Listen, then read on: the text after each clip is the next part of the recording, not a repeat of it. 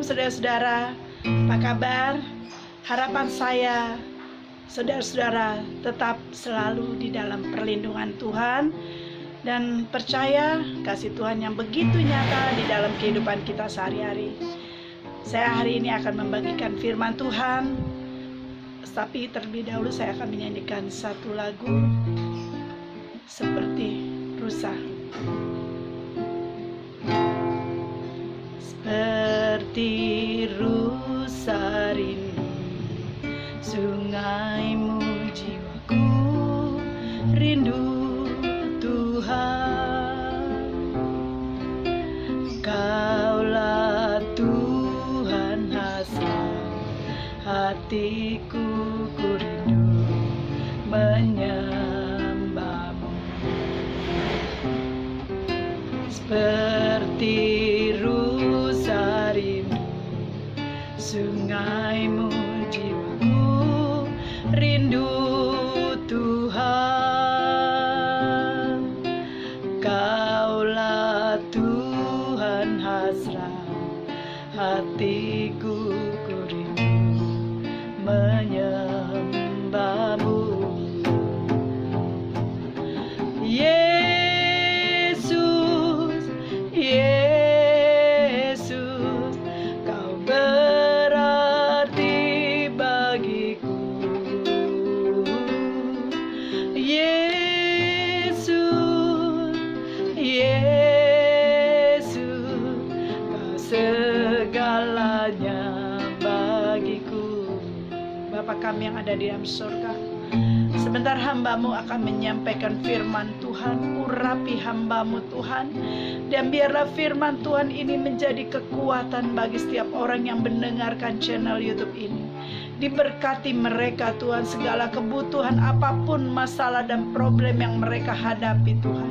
Di dalam nama Tuhan Yesus Kristus, nyatakan kuasa-Mu Tuhan. Terima kasih Bapa, terima kasih Yesus, begitu baik. Terima kasih Bapa.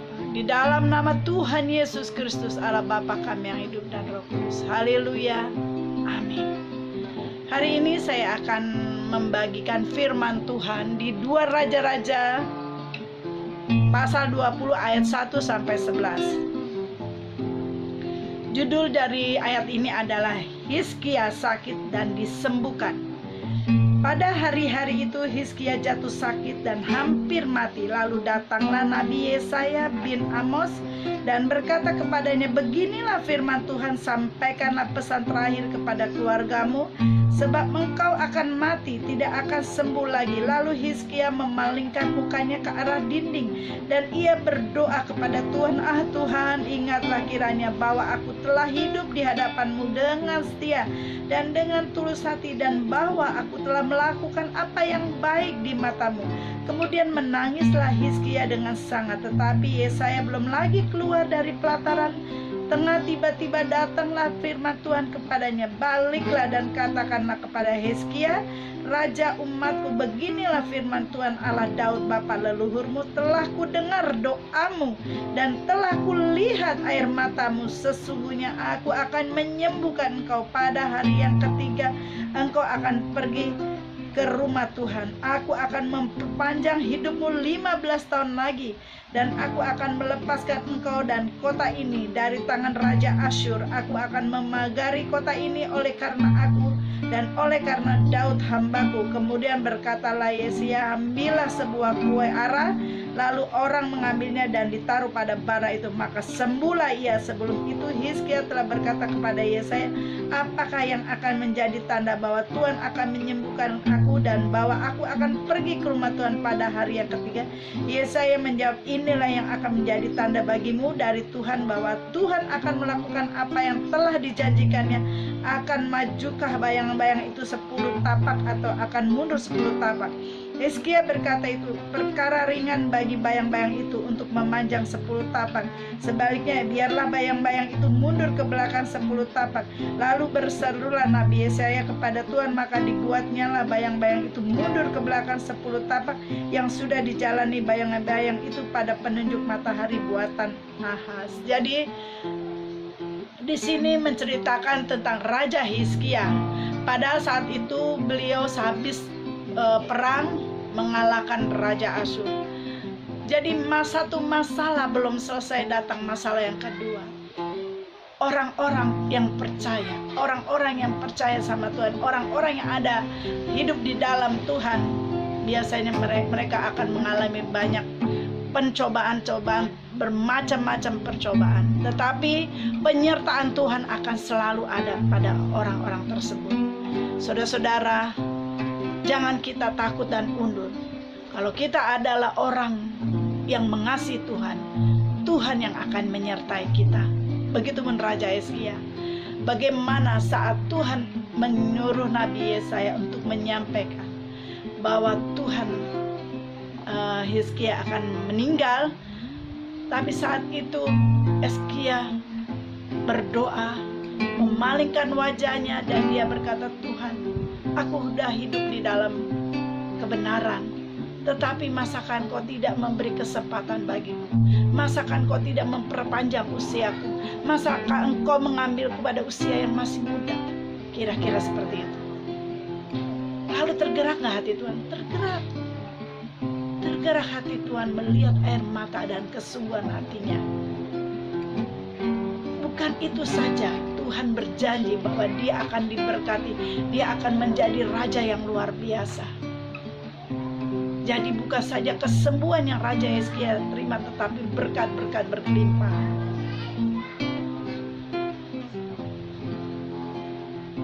Dan dari cerita Raja Hizkia ini saya bisa ambil kesimpulan dan pembelajaran dari cerita Raja Hizkia ini, yaitu bagaimana kita bisa mengetuk hati Tuhan. Kadang banyak orang berkata, saya udah berdoa begini, saya udah puasa begini, tetapi kenapa doa-doa saya tidak dijawab? Saudara-saudara, bukan karena doa kita tidak dijawab, tetapi apakah kita berdoa benar-benar untuk kepentingan diri kita sendiri, atau kita bermegah minta sesuai rencana Tuhan, minta biar Tuhan yang bekerja, biar Tuhan yang mau melakukan hidup kita, bukan kita yang memerintah Tuhan. Itu yang kenapa banyak doa-doa yang terkadang kala tidak didengar Tuhan, karena kita banyak memerintah Tuhan. Tuhan, aku mau ini, Tuhan, aku mau ini. Tetapi pernah gak kita mengucapkan syukur dulu? Tuhan, terima kasih atas nafas hidup yang Tuhan berikan padaku. Terima kasih Tuhan atas cobaan dan ujian yang boleh saya alami. Jangan datang-datang berdoa, Tuhan, aku mau ini, aku mau begini. Tetapi saat Tuhan minta sesuatu dari engkau dan saudara-saudara tidak lakukan, Tuhan kita adalah Allah yang pencemburu. Dia mau engkau juga mengasihi Tuhan sebagaimana Tuhan mengasihimu. Nah, dari cerita Raja Hizkia ini saya bisa ambil kesimpulan bagaimana Raja Hizkia doanya dikabulkan Tuhan, bagaimana hati Tuhan terketuk mendengar doa dari Raja Hizkia. Yang pertama, Hizkia berdoa memalingkan mukanya ke arah dinding. Kita baca di ayat 2. Kita baca di ayat 2. Kenapa Hizkia berdoa memalingkan wajahnya ke dinding? Lalu Hizkia memalingkan mukanya ke arah dinding dan ia berdoa kepada Tuhan. Di sini yang saya bisa lihat adalah gunanya supaya perhatiannya tidak fokus kemana-mana. Jadi kalau kita berdoa, kita tutup mata, kita cari tempat yang sunyi, atau kita masuk kamar dan menutup pintu, hanya kita dengan Tuhan.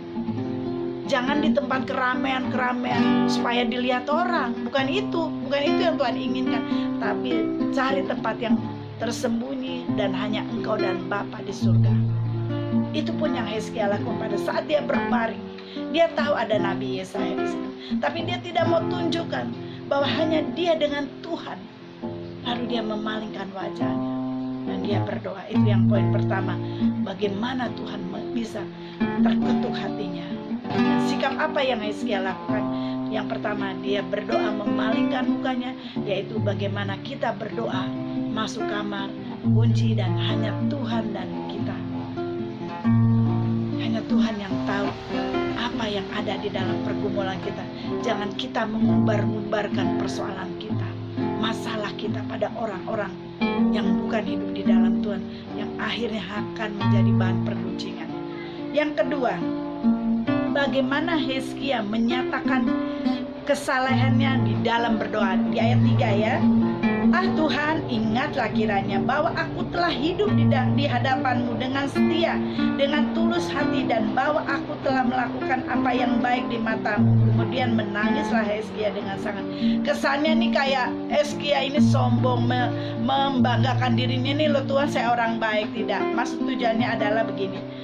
Dia menunjukkan kesalehannya. Ini hanyalah suatu doa yang dia pegang janji Tuhan, bahwa di firman Tuhan mengatakan bahwa umur panjang ada di tangan orang yang hidupnya saleh di hadapan Tuhan. Jadi kenapa Hizkia mengingatkan itu? Karena dia pernah mendengar firman Tuhan bahwa orang saleh umurnya akan dikasih panjang umur sama Tuhan. Jadi dia hanya mengingatkan Tuhan, bukan dia mau memegahkan diri, dia tidak. Jadi Hizkia menyatakan kesalehannya. Jadi dia mengingatkan Tuhan, Tuhan, Engkau pernah berjanji loh, kalau hidupku saleh Engkau akan beri aku umur panjang. Jadi dia ingatkan Tuhan. Jadi itulah luar biasanya Tuhan kita. Dia tidak ada antara seorang bapak dengan anak itu, ikatan batinnya kuat. Jadi saat kita berdoa dengan Bapa di surga, itu seperti kita berdoa dan berbicara dengan Bapa kita dunia. Nah itu poin yang kedua ya saudara-saudara. Dan poin yang ketiga, Hizkia berdoa dengan menangis. Kita baca di ayat 3b-nya ya. Kemudian menangislah Hizkia dengan sangat. Nah, dia menangis. Bukan berarti menangis tuh menangis yang harus histeris, harus bagaimana pukul-pukul dada, bukan. Jadi di sini menceritakan bagaimana kita bisa lihat di ayat yang 5b ya. Bandingkan dengan ayat yang 5b, lihat ya.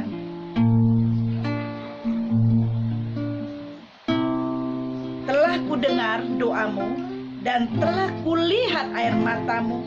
Sesungguhnya aku akan menyembuhkan engkau pada hari yang ketiga, engkau akan pergi ke rumah Tuhan. Jadi di poin yang ketiga, bagaimana Raja Hizkia berdoa sambil menangis. Nah yang di poin 5b, terketuklah hati Tuhan. Dan Tuhan katakan, aku sudah melihat air matamu. Tapi saudara-saudara, bukan melihat air mata yang hanya mesti air mata palsu lah, atau air mata yang ya sekedar nggak meresapi apa sih kesalahan kita sama Tuhan, apa yang Tuhan berikan bagi kita. Tetapi Tuhan melihat hati yang hancur, hati yang sungguh-sungguh remuk, dan sungguh-sungguh air mata yang dari hati yang tulus. Selama itu bukan air mata yang dibuat-buat, selama itu air mata yang sungguh-sungguh dari hati, penyerahan total, pengampunan, memohon ampun Tuhan atas segala apa yang kita lakukan.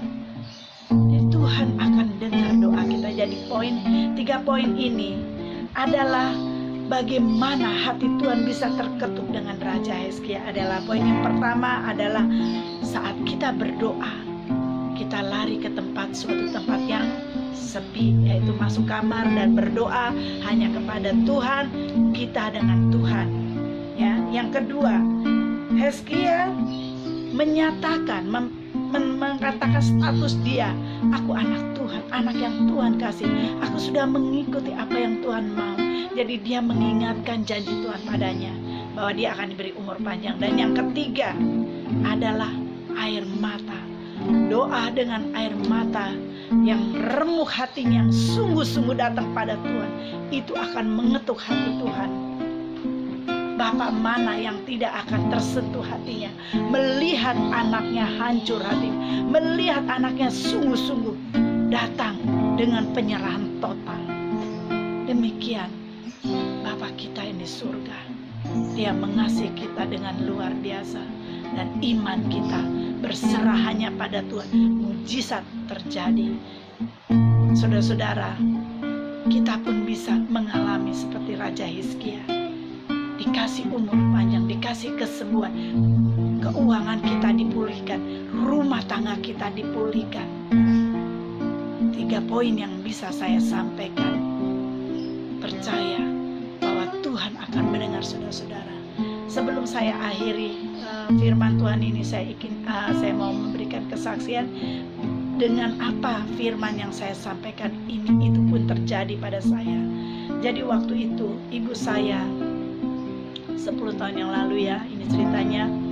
Ibu saya didiagnosa jantungnya sudah rusak. Lalu dokter meminta ibu saya operasi. Tetapi saya dapat hikmat dari Tuhan bahwa operasi itu bukan jalan yang tepat untuk ibu saya. Akhirnya saya berdoa, saya minta pimpinan Tuhan untuk dokter itu berbicara terus terang. Lalu kami sekeluarga menemui dokter jantungnya, dan dokter bilang, memang Bu, dengan operasi ini belum tentu orang tua ibu bisa sembuh, tetapi 50-50, jadi bisa 50% dan bisa kejadian meninggal di meja operasi. Karena ibu saya bukan sakit jantung aja, tetapi ada darah tinggi, ada diabetes.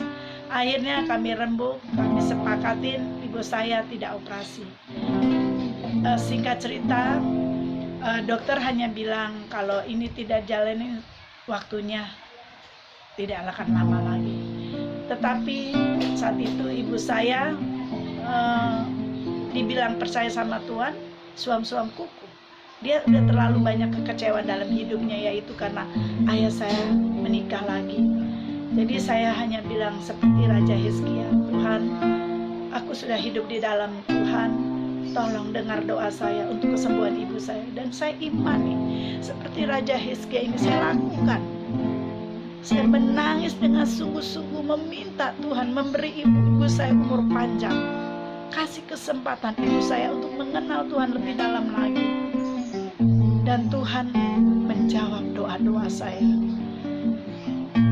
Tuhan menambahkan usia ibu saya 10 tahun. Pada waktu itu umur ibu saya 75 tahun. Dan akhirnya Tuhan ambil ibu saya di usia 85 tahun. Jadi Tuhan kasih dia bonus lagi 10 tahun. Persis dengan Raja Hizkia. Jadi saya sudah mengalami, saya praktekkan hal seperti ini. Bagaimana mengetuk hati Tuhan. Jadi saya percaya saudara-saudara pun akan mengalami hal yang sama. Seperti Raja Hizkia, seperti yang saya boleh alami. Kasih Tuhan luar biasa. Kita datang dengan iman yang kuat. Kita datang dengan penyerahan hati yang sungguh-sungguh. Dengan air mata, dengan hati yang hancur. Penyerahan total kita pada Tuhan. Saya alami saudara-saudara.